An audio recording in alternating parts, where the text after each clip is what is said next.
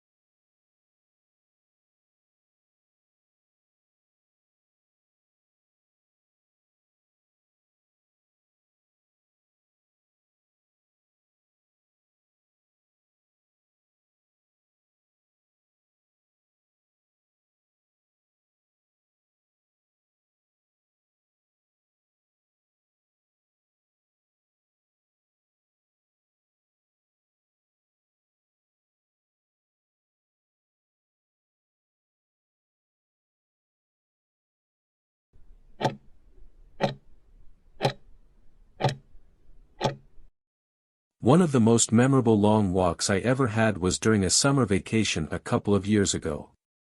It happened when I visited a small mountain town with my closest friend, Mihiraa. We had planned the trip to escape the hustle and bustle of city life, and little did we know that this walk would become one of the highlights of our journey.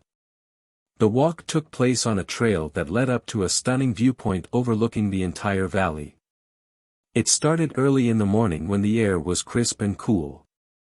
The trail wound through a dense forest, with sunlight filtering through the tall trees and birds chirping melodiously.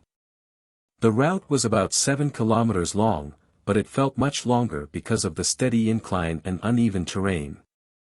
Mihiraa and I were together throughout, encouraging each other whenever the path became challenging. There were moments when we paused to catch our breath or admire the breathtaking scenery, small waterfalls cascading down rocks, vibrant wildflowers along the trail, and even a deer grazing in the distance. We took our time, soaking in the tranquility and occasionally chatting about everything from life goals to random memories from our past. When we finally reached the summit, the effort felt entirely worth it. Standing at the top and gazing out at the panoramic view of the valley below, I experienced a profound sense of peace and accomplishment. The exhaustion seemed to melt away as the cool breeze swept over us, and the sight of the endless greenery filled me with a deep sense of gratitude. It was one of those rare moments when I felt completely in tune with nature and disconnected from any worries or stress. That walk left a lasting impression on me, not only because of the physical challenge but also because of the mental clarity it brought. It strengthened my bond with Mihiraa, reminded me of the beauty of the natural world, and taught me the value of slowing down to enjoy the simple pleasures in life. What outdoor activities do people like? People engage in a wide range of outdoor activities, depending on their interests and location. Popular activities include hiking, camping, and cycling, which allow individuals to connect with nature and enjoy physical exercise. Water-based activities such as swimming, surfing, and boating are also popular, especially in coastal or lake-rich areas. For those who prefer team sports, outdoor options like football, basketball, and tennis offer opportunities for social interaction and physical fitness. Additionally, many people enjoy gardening, birdwatching, and photography as peaceful and contemplative outdoor pursuits. What are the differences between the outdoor activities children did in the past and now? In the past, children often engaged in unstructured outdoor play, such as playing in parks, riding bikes, and exploring nature. These activities encouraged creativity, problem-solving, and physical activity. However, with the rise of technology and sedentary lifestyles, children today spend more time indoors, often engrossed in screens. While modern technology offers numerous benefits, it has led to a decline in traditional outdoor play. Today, children's outdoor activities are often structured and organized, such as organized sports or supervised playdates. While these activities can be beneficial, they may lack the spontaneity and freedom associated with unstructured play. To encourage more outdoor activity, it's important to balance structured and unstructured play, and to provide children with opportunities to explore nature and engage in imaginative play. How to encourage outdoor activities for children? To encourage children to spend more time outdoors, it's important to create a supportive environment and foster a love for nature. Parents and caregivers can lead by example, engaging in outdoor activities with their children and demonstrating the joy and benefits of spending time outdoors. Additionally, providing opportunities for unstructured play, such as building forts, exploring nature, or playing games in the park, can spark children's imagination and creativity. Enrolling children in outdoor clubs or sports teams can also encourage them to be more active and social. Creating a safe and inviting outdoor space at home, such as a backyard garden or a small playground, can make it easier for children to play outdoors.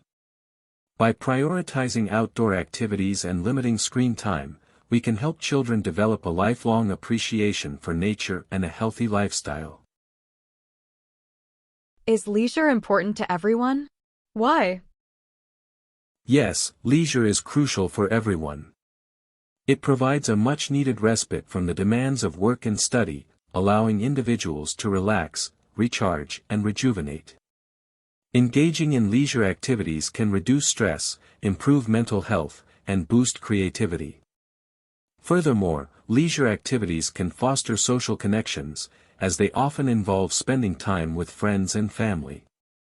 Whether it's playing a board game, going for a hike, or attending a concert, leisure activities can strengthen relationships and create lasting memories. Moreover, leisure pursuits can contribute to personal growth and development. Engaging in hobbies like painting, writing, or playing a musical instrument can stimulate creativity and self-expression. Physical activities, such as sports and outdoor recreation, can improve physical health and well-being. Ultimately, leisure time is essential for a balanced and fulfilling life. By taking time to relax and enjoy our hobbies and interests, we can enhance our overall quality of life. Do women have more leisure than men? The amount of leisure time available to individuals, regardless of gender, can vary significantly depending on various factors such as work-life balance, family responsibilities, and personal commitments. While traditional gender roles may have dictated different expectations for men and women, societal norms and expectations are constantly evolving. In many cultures, women often shoulder a disproportionate share of household and childcare responsibilities, which can limit their available leisure time. However, As societal attitudes shift and more women enter the workforce, these gender roles are becoming more fluid. Ultimately, the amount of leisure time available to an individual is influenced by a combination of personal choices, societal expectations, and economic factors. It's important to recognize that both men and women may face challenges in balancing work, family, and personal time, and that these challenges can vary significantly depending on individual circumstances.